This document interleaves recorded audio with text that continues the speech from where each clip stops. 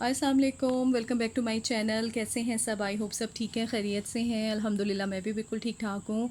अच्छा जी, ये छोटी सी चीज़ों का जो ढेर लगा के ना मैं बैठी हुई हूँ इधर बेड के ऊपर। तो ये मैंने अच्छा, पहले मैं आपको खैर बता दूँ, मेरी बातें ना इधर उधर हो जाती हैं, मुझे फिर याद नहीं रहती। तो बस आज चांद रात है और आज 9 ज़िलहज था दिन, और आज भी मेरा रोज़ा था। अल्हम्दुलिल्लाह अल्हम्दुलिल्लाह, अल्लाह ताला ने तौफ़ीक दे दी और बड़ा अच्छा मेरा गुज़र गया दिन। तो अब चांद रात है तो अब ख्याल आया कि थोड़ा सा अपने ऊपर भी तवज्जो दे दी जाए, अपनी डेंटिंग पेंटिंग कर ले। तो ये बस मैंने ना कलर, ये देखें रेवलॉन का मैं यूज़ करती हूँ कलर। ये है 41, रेवलॉन 41। ये बहुत अच्छा है और ये अमोनिया फ्री है। जो जो यूज़ करते हैं उनको पता होगा, मतलब इतना डैमेज नहीं करता। लेकिन एक्चुअली मैंने बहुत पहले अरसे से ना मतलब शुरू कर दिया था लगाना, तो बाल अब आगे से वाइट हो जाते हैं। हालांकि मेरे वाइट थे नहीं इतने ज़्यादा, लेकिन बस कलर लगा के आपको पता है कि थोड़ा बहुत तो असर होता ही है। तो ये मैं कलर अभी मैं लगाऊंगी। मैंने अपनी बेटी से कहा है कि मुझे तुम लगा दो। उसके बाद बस ये है जी, मैं ये जो है ना बड़ा आम सा ये क्लिनजिंग मिल्क है जो मैं बहुत अरसे से यही यूज़ करती हूँ। एक्चुअली ये होता है, ज़रूरी नहीं होता कि आप बहुत ही कॉस्टली या बहुत ही कोई बड़े ब्रांड के जो क्लिनज़र है वो यूज़ करें। आपकी जो स्किन पे सूट करता है ना, वो आपको चाहिए कि आप वो करें। मैं डिफरेंट पहले करती थी और अच्छा रिज़ल्ट आता था सबका, लेकिन अब आई थिंक आपकी जैसे जैसे एज बढ़ती जाती है ना, तो आपकी एज को भी सॉरी आपकी स्किन को आदत हो जाती है कि एक ही तरह की चीज़ यूज़ करने की। तो बस ये मैं इससे क्लिनजिंग करती हूँ जो कि बेस्ट है। ठीक है, आप लोग भी ये यूज़ कर सकते हैं अगर आपकी स्किन को सूट करे। बस मैं ये अपनी क्लिनजिंग करूँगी और उसके बाद मैं ये यूज़ करती हूँ, ये स्क्रब है, ठीक है, फेशियल स्क्रब एवलाइन का। ये बहुत अच्छा है, आपकी स्किन को बड़ा अच्छा कर देता है। ज़रूरी नहीं इतना ज़्यादा, वो वैसा नहीं है कि बहुत ज़्यादा आपकी स्किन को वाइट कर दे, लेकिन आपके जो स्किन को बहुत फ़ाइन लुक देता है और बहुत अच्छा करता है। बस मैं ये करूँगी। और ये जी कॉटन ख़त्म हुई थी हमारी, तो हमने कहा चलो कॉटन भी मंगवा लेते हैं। तो ये थोड़ी सी चीज़ें ये हैं। और भी मैंने वैक्स करनी है अपने हाथों की। आप देखें ज़रा, बस वो यही होता है कि पहले हम काम नहीं करते तो एंड में सब चीज़ें जो है ना इकट्ठी शुरू हो जाती हैं। मेरी बेटी से कहा है कि तो मेरी वैक्स भी कर देना। अच्छा, ये मैं सईद गनी की ना वो लेकर आई थी, मुल्तानी मट्टी, जो कि लेवेंडर के साथ है। बस इसको मैं ज़रा खोलूँ और मैं ख़ुद ही मूवी बना रही हूँ, वीडियो बना रही हूँ। अल्लाह करे कि जल्दी खुल जाए। अच्छा जी, ये देखें जी, मुल्तानी मड है लेवेंडर वाली, ये बड़ी ज़बरदस्त है। ये भी मैं काफ़ी अरसे से यूज़ करती हूँ, तो बेटी भी यूज़ करती है। तो बस जी, ये है अभी हमारी थोड़ी सी तैयारी चांद रात की। और मेहंदी लगाएंगे। मेहंदी का भी मैं पूछी थी, हस्बैंड अभी मेरे गए हुए हैं, कुछ चीज़ें चाहिए थी तो वो लेने गए हुए हैं। तो मैं पूछ रही थी उससे, मैंने कहा तुम्हारे पास मेहंदी है या नहीं है, तो वो बताओ फिर ताकि हम मंगवा लें। तो उसने कहा कि नहीं अम्मी मेहंदी है। तो बस ये अपनी डेंटिंग पेंटिंग करेंगे और कल का जो भी सीन होगा जो इंशाल्लाह ताला, कल देखिए मैं अपने ससुराल जाऊंगी, हमारी वहाँ पे ही कुर्बानी इंशाल्लाह वहाँ पे ही होगी। तो जैसे जैसे जो भी वाक़यात और हालात मेरी लाइफ में आएंगे तो मैं इंशाल्लाह ताला इंशाल्लाह आपके साथ ज़रूर शेयर करूँगी। ठीक है। अच्छा जी, रात का 1 बज रहा था और मेरी बेटी मुझे कह रही थी कि अम्मी मेहंदी लगवा लें। हालांकि मैं इतना थक गई थी और मैंने कहा अच्छा चलो लगा दो आप मेहंदी।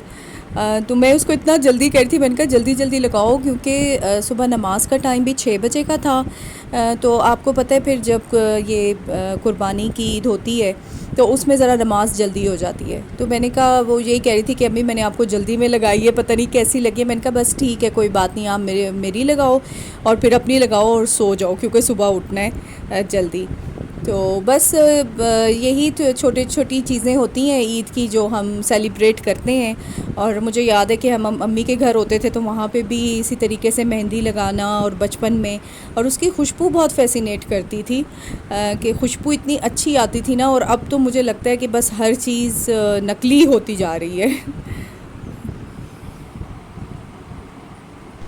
अस्सलाम वालेकुम, welcome back to my channel. कैसे हैं सब? आपको मेरी तरफ़ से बहुत बहुत ईद मुबारक। और 7 बजे का टाइम है और नमाज़ पढ़ के आ चुके हैं मेरे हस्बैंड और बच्चे, और मैं नाश्ते की तैयारी कर रही हूँ।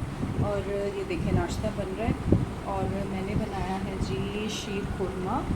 ये देखिए, बस हम नाश्ता करेंगे और नाश्ता करने के बाद फिर हम लोग तैयार होके और फिर मैं जाऊँगी अपने ससुराल। सॉरी, अब मैंने एक हाथ से तो कैमरा पकड़ा हुआ है, सॉरी मोबाइल। ये देखें, बस ये मेरी बेटी ने मुझे लगाई थी मेहंदी, तो आज मैं दूसरे हाथ पे लगवाऊंगी। नाश्ते के बाद फिर बस तैयारी की हम लोगों ने, और मुझे जाना था अपने इन लॉज़ की तरफ, क्योंकि हमारा पहला दिन हमेशा ईद का वहीं पे गुज़रता है, तो कुर्बानी भी उन्हीं की तरफ होती है। सब भाई मिलकर कुर्बानी करते हैं, तो फिर ये कि हम उधर ही जाते हैं, हमेशा वहीं पे होता है हमारा। तो बस यहाँ से हम लोगों ने मिठाई ली थी उन लोगों के लिए, और फिर डायरेक्ट हम घर नहीं गए थे।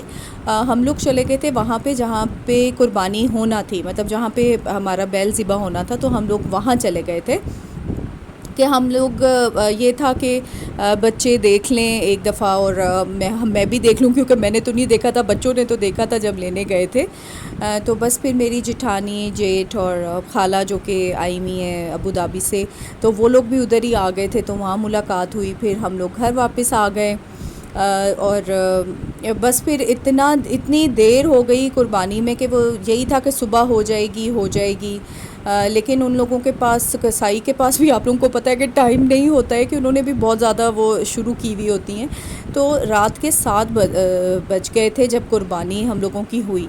और फिर मुझे अपने घर में, मैं घर वापस आ चुकी हूँ, और मुझे अपने घर में आते हुए 1 बज गया था। तो मेरे हस्बैंड ने कहा कि बस इनको गोश्त को ऐसे ही बस रख दो पंखे में, और सुबह हम इसको सेटल करेंगे, क्योंकि थके हुए थे। मैंने कहा नहीं, ऐसा नहीं हो सकता, मैं इसको अब रात को ही जो है ना सब काम मैं करके एक ही दफ़ा सोऊंगी। तो फजर हो गई थी हम लोगों को, और फजर पढ़ के और उसके बाद फिर हम लोग लेटे, क्योंकि गोश्त संभालना भी ज़ाहिर है, देना और सब कुछ करना ये भी तो ज़रूरी होता है ना। मैंने कहा बस अब एक ही दफ़ा सब कुछ करके तो तब हम करेंगे। अच्छा जी, अब नेक्स्ट डे शुरू हो गया था, ईद का सेकंड डे, और मुझे अपनी बहन के लिए गोश्त लेना था, उसको देना था मैंने, और गोश्त मैंने लिया, उसके लिए केक लिया मैंने, और फिर हम लोग चले गए अपनी बहन के घर, क्योंकि सेकंड डे हमेशा मैं अपनी बहन की तरफ ही जाती हूँ, क्योंकि जब तक तो अम्मी अब्बू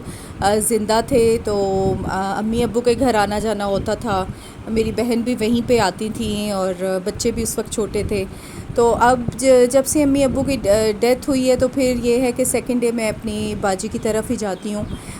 तो वो हमेशा हमें बहुत अच्छा इंटरटेन करती है, हमारी बहुत मेहमान नवाज़ी करती है, और मज़ा भी बहुत आता है। सेकंड डे तो हम सब लोगों को इतना मज़ा आता है ना, मेरे बच्चे भी बहुत इंजॉय करते हैं, क्योंकि ज़ाहिर है कज़न्स हैं, अपने कज़न्स से मिलते हैं। तो बस ये देखें, यहाँ पे बन रहे थे सीख कबाब, और इन्होंने पुलाव बनाया हुआ था, और कढ़ाई थी, सब चीज़ें बहुत मज़े की थी। ये देखें, बस ईद पे तो यही होता है ना, बस गोश्त की चीज़ें आप बनाएं और खाएं, और कलेजी, क्योंकि हम लोग खा चुके थे फ़र्स्ट डे, कलेजी खा चुके थे। तो कलेजी तो सबके घर में ही फ़र्स्ट डे ही बनती है। तो बस जी, ये है मेरा छोटा सा व्लॉग। तो ये देखें जी, खाना लग, तो हस्बैंड मेरे मुझे इंस्ट्रक्शंस दे रहे थे कि चीज़ें तो वो प्लेट्स तो हटा दो, फिर तुम मूवी बना देना। तो मुझे खुशी भी होती है, मैं कहती हूँ चलो मेरे हस्बैंड मुझे इंस्ट्रक्शंस देते हैं तो अच्छा है, मेरा व्लॉग अच्छा हो जाता है। तो क्या आप लोगों के साथ इस तरह होता है कि आपके हस्बैंड भी आपको थोड़ा बहुत बताते हो कि ऐसे करें या इस तरह? तो बस ये हम लोगों ने खाना इंजॉय किया, और उसके बाद हम लोगों ने मीठा खाया, और फिर हम लोग अपने घर आ गए। इंशाल्लाह मैं आपसे बाकी अपने व्लॉग शेयर करूँगी। ये भी बहुत ज़्यादा देर हो गई इसको अपलोड करते हुए, क्योंकि मैं बहुत ज़्यादा बिज़ी थी, तो वो मैं फिर आपको नेक्स्ट व्लॉग में बताऊँगी। टिल देन टेक केयर, अल्लाह हाफ़िज़।